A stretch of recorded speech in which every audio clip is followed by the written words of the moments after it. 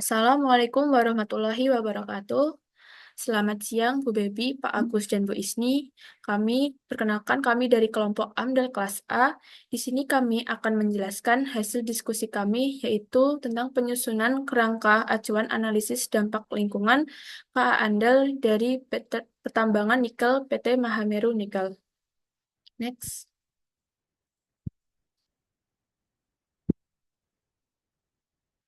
Kemudian kami berkelompok beranggotakan ada 3 orang, yaitu yang pertama saya sendiri yaitu Maharis Nisti Azahra dengan NRPA 5014221029 dan 2 rekan saya yaitu Saya Rika Rahmawati dengan NRP 5014221017. Dan saya Diva Berzaludiana dengan NRP 5014221028.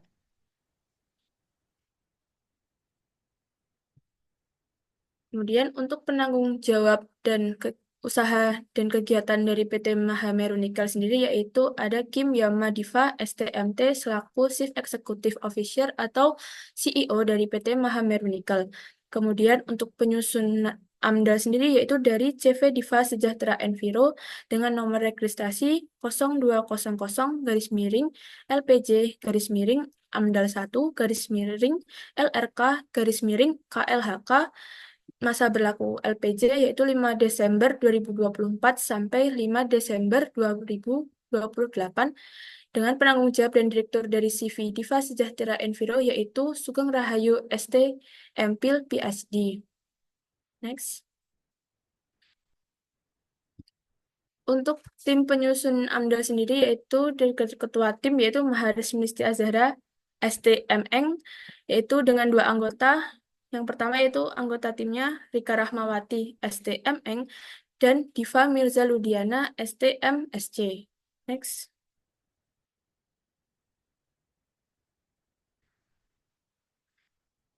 Kemudian untuk deskripsi rencana atau usaha kegiatan yang akan dilakukan yaitu PT Mahameru Nikel berencana untuk melakukan kegiatan penambangan nikel di wilayah izin usaha tambang IUP eksplorasi yang secara administratif terletak di Kecamatan Nuha, Kabupaten Luwu, Provinsi Sulawesi Selatan. IUP eksplorasi yang telah diterbitkan mencakup area seluas 210,520 hektar, di mana wilayah ini memiliki karakteristik dan peruntukan lahan sebagai berikut. Yang pertama yaitu hutan produksi terbatas atau HPT sekitar 92,19% dari wilayah IUP atau sekitar 194.014 hektar merupakan kawasan hutan produksi terbatas atau HPT. Kemudian yang kedua yaitu hutan produksi konversi atau HPK sebanyak 7,81% dari wilayah IUP atau sekitar 16.436 hektar termasuk dalam hutan produksi konversi atau HPK. Yang ketiga yaitu area di luar IUP atau di luar kawasan IUP PT Mahameru Nikel terdapat hutan lindung yang menjadi kawasan perlindungan. Next. Untuk tahapan kegiatan utamanya itu ada 4 kegiatan. Yang pertama yaitu tahap eksplorasi, di mana tahap eksplorasi ini sendiri yaitu penggalian data, geologi, dan pengujian cadangan nikel melalui pengeboran untuk menentukan titik-titik penambangan potensialnya. Yang kedua yaitu penambangan terbuka atau open pit mining, yaitu setelah eksplorasi selesai, tahap berikutnya adalah penambangan terbuka di kawasan yang telah diidentifikasi mengandung cadangan nikel. Kegiatan ini melibatkan pemindahan tanah penutup atau overburden untuk mengakses biji nikel di bawahnya. Kemudian yang ketiga itu ada pengolahan nikel, di mana biji nikel yang ditambang akan diolah menggunakan teknologi yang sesuai untuk memisahkan mineral berharga dari material pengotor sebelum dikirimkan untuk pemrosesan lebih lanjut atau ekspor. Kemudian yang keempat yaitu ada pengelolaan limbah dan reklamasi lahan. Sebagai bagian dari tanggung jawab lingkungan, PT Mahameru Nikel akan menerapkan pengelolaan limbah yang baik serta melakukan reklamasi lahan bekas tambang untuk mengembalikan fungsi ekologis kawasan tersebut. Reklamasi akan dilakukan secara bertahap selama dan setelah penambangan selesai. Next. Kemudian dalam kegiatan yang dilakukan oleh PT Mahameru Nikel, dibedakan menjadi 4, yakni prakonstruksi, konstruksi, operasi, dan pasca operasi, di mana di setiap tahap tersebut terdapat komponen kegiatan yang berpotensi untuk menyebabkan dampak. Untuk tahap prakonstruksi, yang pertama ada pembebasan lahan, kemudian survei dan sosialisasi rencana kegiatan, dan yang terakhir persiapan lahan. Untuk yang selanjutnya adalah tahap konstruksi. Untuk tahap konstruksi terdiri dari komponen kegiatan yaitu penerimaan tenaga kerja konstruksi, mobilisasi alat berat dan material, pembangunan base camp, pembangunan sarana dan prasarana penunjang, pembuatan jalan dan peningkatan jalan angkut, serta pembersihan lahan. Kemudian untuk tahap operasi, dibedakan menjadi tahap penerimaan tenaga kerja operasi, kegiatan operasional penambangan, pengangkutan hasil tambang, pengolahan nikel, pemuatan nikel ke ponton, aktivitas bengkel dan genset, pengolahan limbah, penerapan K3, dan community development. Dan kemudian dilakukan kegiatan pasca operasi, di mana terdiri dari kegiatan reklamasi dan revitalisasi lanjutan, penanganan tenaga kerja, demobilisasi peralatan.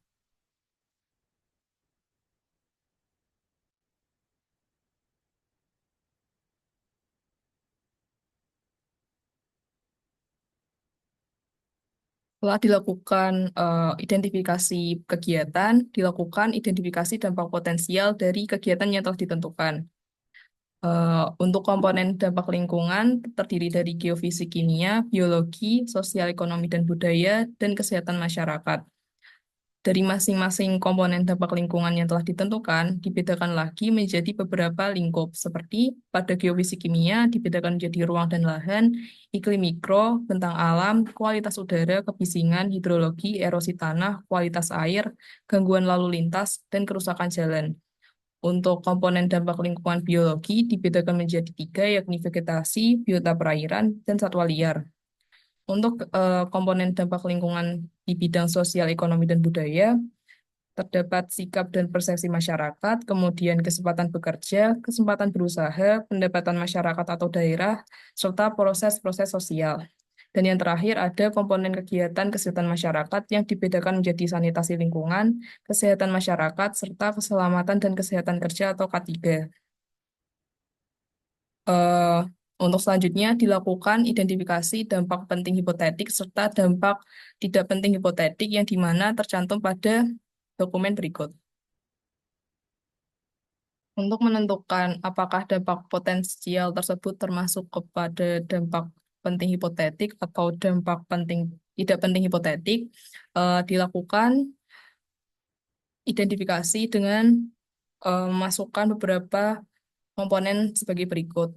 Sebagai contoh, pada tahap prakonstruksi di rencana usaha perizinan, yakni pengolahan lingkungan yang sudah direncanakan adalah mengupayakan proses penentuan harga lahan yang dibicarakan secara langsung dengan masyarakat, pemilik, penentu harga tanah, peruntukan industri, atau bukan harga tanah untuk fasilitas umum atau fasilitas sosial. Kemudian melakukan pembayaran sewa tanah dan tanam tumbuh masyarakat secara langsung dan adil. Untuk komponen personal lingkungan yang terkena dampak adalah komponen sosial, ekonomi, dan budaya. Dengan uraian dampak potensialnya adalah persepsi masyarakat. Evaluasi dampak potensial dari persepsi masyarakat adalah status kepemilikan lahan antara warga lokal dengan pemerintah, yang dimana dapat disimpulkan menjadi dampak penting hipotetik. Dengan batas wilayah studi daerah sekitar proyek pembangunan dengan batas waktu kajian 6 bulan. Untuk identifikasi pada kegiatan yang lain dapat dilihat pada dokumen yang tertera pada link yang sudah diberikan pada slide berikut. Kemudian dari identifikasi dampak penting hipotetik tadi dapat disimpulkan dari masing-masing kegiatan, yakni yang pertama ada tahap prakonstruksi. Dampak penting hipotetik adalah pada bidang sosial budaya, yakni sikap dan persepsi masyarakat dan proses-proses sosial. Untuk tahap konstruksi, ada bidang geofisik kimia yang terdiri dari bentang alam, kualitas air, kualitas udara, kebisingan, hidrologi atau runoff, serta erosi tanah. Kemudian dalam bidang transportasi, komponen lingkungan yang dijadikan dampak penting hipotetik adalah gangguan lalu lintas, kerusakan jalan. Untuk bidang biologi, ada gangguan vegetasi, biota perairan, dan satwa liar. Untuk bidang sosial, ekonomi, dan budaya ada sikap dan persepsi masyarakat, kesempatan bekerja, dan proses-proses sosial. Untuk kesehatan masyarakat, ada kesehatan masyarakat dan sanitasi lingkungan. Kemudian dalam tahap operasi, eh, ada geofisik kimia, yakni bentang alam, kualitas air, hidrologi atau runoff, erosi tanah, dan kualitas udara kebisingan. Kemudian ada transportasi, di mana DPH-nya adalah gangguan lalu lintas serta kerusakan jalan. Untuk biologi, gangguan vegetasi, biota perairan, dan satwa liar. Kemudian untuk Sosekbud, ada kesempatan bekerja, sikap dan persepsi masyarakat, kesempatan berusaha, dan proses-proses sosial. Dan yang terakhir ada kesehatan masyarakat, yakni kesehatan masyarakat, sanitasi lingkungan, dan K3. Kemudian pada tahap pasca operasi, ada 4 bidang, yakni geofisik kimia,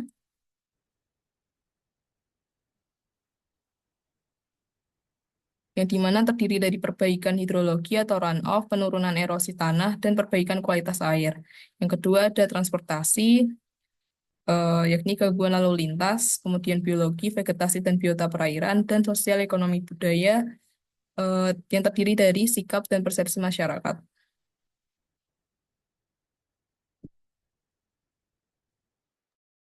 Untuk hasil identifikasi dari dampak potensial beserta evaluasinya yang kemudian menghasilkan dampak penting hipotetik dan juga dampak tidak penting hipotetik yang perlu dikelola dan dipantau dapat dilihat pada slide berikut.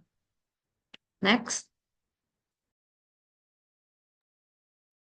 Baik, berikutnya ada batas wilayah studi. Nah, batas wilayah studi ini terbagi menjadi 4 bagian, yaitu yang pertama ada batas proyek, batas ekologis, batas sosial, dan batas administratif.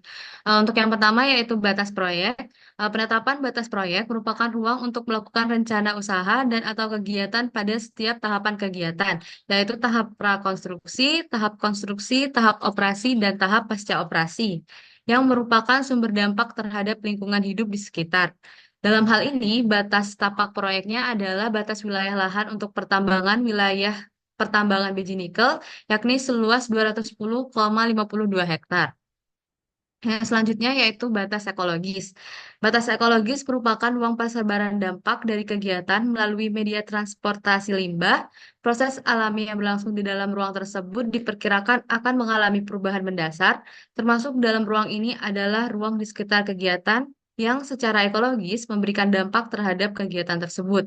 Nah, dalam hal ini, batas ekologis tersebut terdiri dari area hutan dan aliran air tawar, perairan laut, serta pemukiman penduduk. Berikutnya yaitu batas sosial. Batas sosial merupakan ruang di sekitar rencana kegiatan yang merupakan tempat berlangsungnya berbagai interaksi sosial yang mengandung norma dan nilai tertentu yang sudah mapan sesuai dengan proses dinamika sosial suatu kelompok masyarakat yang diperkirakan akan mengalami perubahan mendasar akibat rencana pembangunan penambangan biji nikel. Nah, batas sosial dalam hal ini merupakan permukiman penduduk Kecamatan Nuha, Kabupaten Luwu, Provinsi Sulawesi Selatan, yang terkena dampak akibat penggunaan jalan hauling untuk pengangkutan hasil tambang. Kemudian yang terakhir yaitu batas administratif. Batas administratif merupakan batas wilayah menurut lingkup kegiatan sosial ekonomi dan sosial budaya masyarakat di sekitar daerah kegiatan. Batas administratif meliputi Kecamatan Nuha, Kabupaten Luwu, Provinsi Sulawesi Selatan, yang merupakan daerah permukiman penduduk dan berhubungan erat dengan kegiatan ekonomi atau mata pencaharian masyarakat, seperti petani, pedagang, dan jasa yang terdapat di sekitar wilayah kegiatan PT Mahameru Nikel. Next. Berikutnya yaitu batas waktu kajian. Batas waktu kajian ditetapkan berdasarkan pertimbangan batasan waktu pelaksanaan rencana kegiatan pertambangan biji nikel yang meliputi tahap prakonstruksi, tahap konstruksi, tahap operasi, dan tahap pasca operasi. Nah, untuk tahap prakonstruksi sendiri, rentang waktu batas kajiannya yaitu 6 bulan. Kemudian untuk tahap konstruksi batas waktu kajian pada setiap dampaknya yaitu selama 24 bulan. Kemudian untuk tahap operasi yaitu selama 10 tahun. Dan untuk tahap pasca operasi untuk setiap dampaknya memiliki batas waktu kajiannya yaitu 2 tahun. Untuk lebih detail dan jelasnya dapat dilihat pada slide yang telah tersedia. Next. Kemudian terdapat metode studi. Metode studi ini digunakan untuk analisis dampak penting hipotetik yang sudah ditetapkan pada tahap sebelumnya. Seperti misalnya yang pertama ada penurunan kualitas udara. Nah, data dan informasi yang dibutuhkan untuk parameter kualitas udara yaitu yang pertama ada karbon monoksida, kemudian ada hidrokarbon, ada NOx, SOx, timbal, partikulat debu, dan gas oksidan. Metode pengumpulan data yang digunakan yakni data primer dari pengambilan sampel udara ambien di area proyek. Kemudian metode analisisnya yaitu untuk karbon monoksida menggunakan NDIR, kemudian untuk hidrokarbon menggunakan flame ionization, NOx menggunakan Gray-Saltzman, SOx menggunakan pararosanilin, kemudian untuk timbal dan debu menggunakan analisis gravimetri. Metode perkiraan dampak pentingnya yaitu dengan menganalisis sampel terhadap tiap parameter, kemudian dibandingkan dengan baku mutu pada masing-masing parameter. Dan metode evaluasinya adalah menggunakan bagan alir. Untuk dampak penting hipotetik yang lainnya dapat dilihat pada slide yang sudah tersedia. Next. Baik, itu saja yang dapat kami sampaikan pada presentasi kali ini. Apabila terdapat kekurangan dan kesalahan dalam pengucapan kata, kami menyampaikan mohon maaf. Terima kasih. Wassalamualaikum warahmatullahi wabarakatuh.